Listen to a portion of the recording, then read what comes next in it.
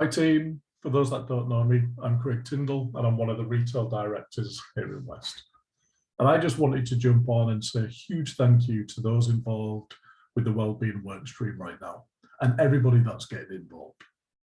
Wellbeing is such an important topic, especially given how tough the last couple of years have been. And whilst we come out of this pandemic, I think it's fair to say that we'll continue to face challenges and uncertainty in the months and the years ahead, meaning our well-being and our mental health will continue to be as important as ever. I've been asked to share any top tips I have in managing my own mental health and share any best practices that I might have seen in the stores that I use in the well-being budget. So let me start with my top tip because it's been a real eye-opener. And by the way, I say my top tip, it's one that I've actually stolen from a TED talk, but it's one that impacted me the most, and it's a real simple one, and it's to do with mobile phones. And it's as simple as leaving the phone out of reach. Now, we all know how addictive our phones can be, and I started to explore how addicted I was with my mobile phone, and I shocked myself. So I'm sure my phone is just like yours and has the feature of screen time, but do you ever really look at that? Or are you like me and a little bit scared about what it might say? Yep, it was scary. Screen time alone was nearly 5 hours a day on average. Now, I don't know how that compares with yours.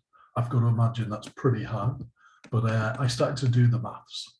And 5 hours per day over the course of a year is 1,820 hours.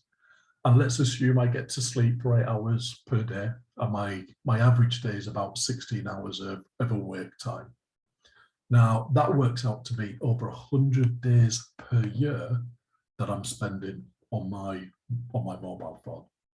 Now, if I have the pleasure of living another 30 years, it means that potentially it's 9 years of that 30 years will be spent on my mobile phone. Now, I appreciate there's lots of other factors that kind of come into it when you're looking at these stats and such things, but you can see where I'm probably going with this. It was a real eye-opener, a real sort of wake-up call to, Craig, you need to do something about this. I also started to look at the amount of pickups that I was having per day on the screen time as well. So on average, it was 120 times that I was opening my phone throughout the course of the day. And that's not healthy, all right? That's not good for my state of mind. And this really had to change. Now, of course, I appreciate today's smartphones have a lot of very worthwhile uses, but I'm sure we can all agree it can be a huge distraction too. And it's not just about, what we're using our phones for, but equally it's about what we're maybe missing out on. And I learned pretty quick that I was missing on some great conversation with my kids. So the simple thing of putting your phone out of reach made a huge difference. And when I say out of reach, it really is just that. It doesn't mean it has to be out of sight. It doesn't have to be in another room or where you can't hear it or even switching it off, which are all good practices anyway. But it really is just that kind of out of reach and resisting or taking away some of that temptation to be always picking it up. And what I saw straight away was I saw a 42% reduction in the amount of time I was spending on my phone. And yeah, I saw the pickups. They were halved. In some days it was less than 50 times I was picking up my phone, which still sounds like an awful lot. And it also meant I found myself having more conversation with those that were in the room, finding out a little bit more about my kids and what's been happening at school or in their lives. Conversations that, might not have taken place with my phone in my hand. So this one little thing about out of reach, and like I say, it really is just that kind of out of touching distance made a huge difference to my addiction. To my phone. I made a big difference with just finding the time to talk more, which leads me nicely to the best practices that I've seen in the stores. when using the wellbeing budgets. One that I really like is building up a games cupboard for the staff rooms. Games such as Connect 4, Kaplunk, Uno, drafts, that type of thing.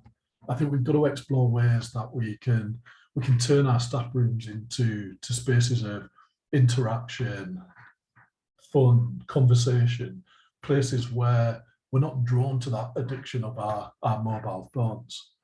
I've had a few moments where I've walked into canteens to staff rooms and walking into a very competitive game of Uno where stakes and pride is really high.